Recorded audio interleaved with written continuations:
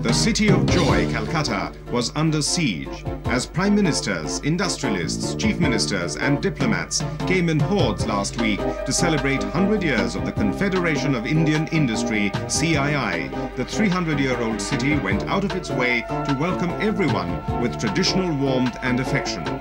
Inability to achieve the guest list was something CII would be proud of for a long time to come. Never before in Indian history had a non-government agency succeeded in playing host to such a galaxy of world leaders. From Indian Prime Minister Narasimha Rao and British Foreign Secretary Douglas Hurd to Singapore Prime Minister Chok Tong and Iranian Foreign Minister Akbar Velayati.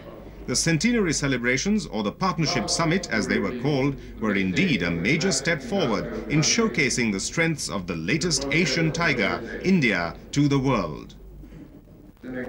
It was in December 1895 that the first representative organization of Indian industry was formed by 5 companies. It was called the Engineering and Iron Trades Association. Calcutta is the place where CII started 100 years ago.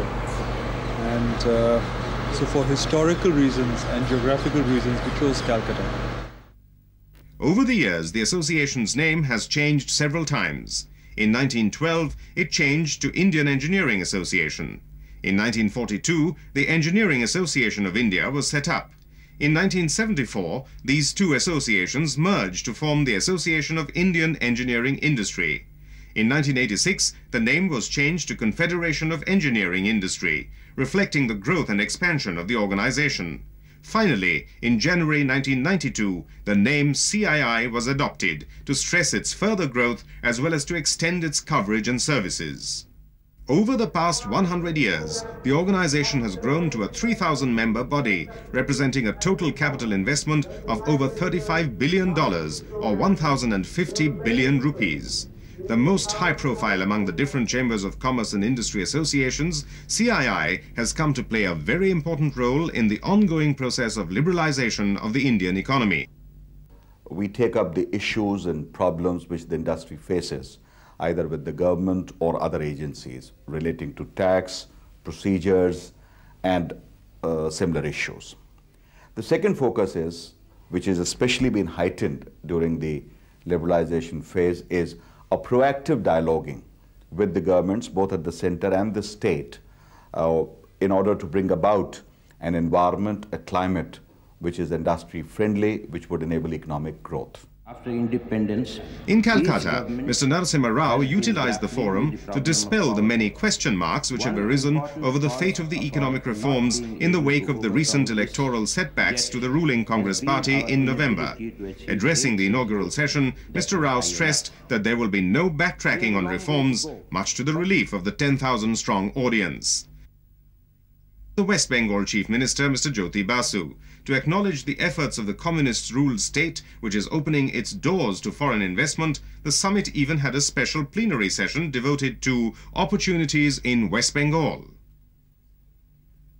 I'm happy about it because West Bengal should have been the first state, because it was the center of British industries, commerce and trade, where modern industries would come up. But we have no modern industries. Now petrochemical, it has been signed with an American big financial company, and the work has started and is going to start in right earnest very soon. But the real essence of the Partnership Summit was underscored by the presence of a jumbo-sized delegation from Singapore, led by its Prime Minister, Mr. Chok Tong. Buoyed by the fact that the Singapore Premier had agreed to come for an industry bash, the CII announced that henceforth, January 6 every year will be celebrated as Singapore Day. Delivering the keynote address, the highest-paid Prime Minister in the world, Mr. Goh, exhorted India to open up quickly and lower tariff barriers. Persevering with the reforms will require taking carefully calculated social and political risks. But there's no other credible option if India is to relieve itself of poverty and take its rightful place in the world economic order. At the end of 3 hectic days, it was time to take a look at what had been achieved. It's been a program where there has been a lot of mutual learning, a lot of networking, establishing of contacts, exchange of information, both within the domestic players in the industry and with the international players. They have talked about current state of technology, investments, mutual interest in coming to India, and that is why I believe it's been a working mini Davos rather than a bash or any such thing. As CII steps into its second century, it is faced with fresh challenges. While the 100th year of CII coincided with the advent of India Incorporated, how it would be 100 years hence is anybody's guess.